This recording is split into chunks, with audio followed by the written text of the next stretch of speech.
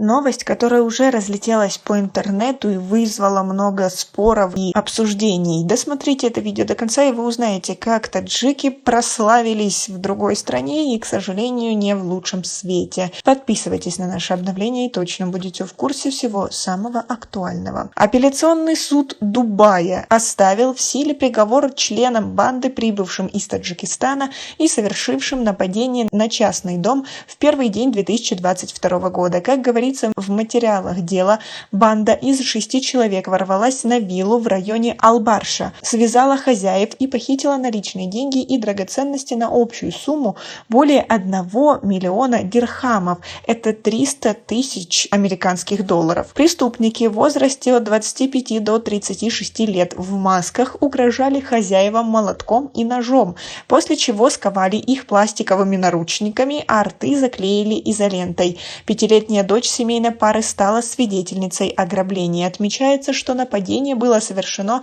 в районе 3 часов утра, когда домочадцы спали. Грабители прибыли в Объединенные Арабские Эмираты за несколько дней до совершения преступления. 4 членов банды удалось арестовать по горячим следам. 2 оставшихся скрылись из страны. Как вы относитесь к такому ограблению и к тому, что ради этого таджики приехали в Объединенные Арабские Эмираты, чтобы это совершить? Такое даже в голове, если честно, не вкладывается масштабы этого дела. Вы согласны? Свои ответы напишите нам, пожалуйста, в комментарии. Как вы думаете, что подтолкнуло этих людей совершить подобное? Задержанных приговорили к 5 годам тюремного заключения и уплате штрафа в размере более 1 миллиона дирхамов, те, которые они хотели украсть.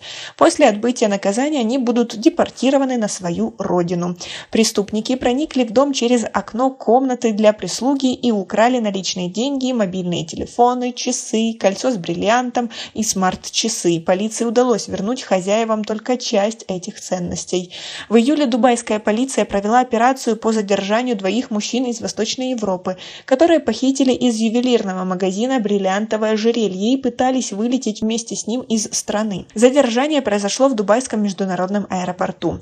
Мужчины в париках и масках использовали для похищения украшения из бутика, расположенного в одном из отелей, стеклорез. Напарники долго планировали свое преступление и обошли не один магазин, прежде чем его совершить. В Объединенные Арабские Эмираты они прилетели на одном рейсе, однако избегали контактов друг с другом и встретились только в отеле в Дейре, чтобы спланировать взлом витрины. На записи с камер видеонаблюдения видно, что мужчины переодевались на строительной площадке недалеко от отеля. Кража произошла ночью, однако уже утром полиция выследила их и сняла с рейса в международном аэропорту Дубая при попытке покинуть Объединенные Арабские Эмираты.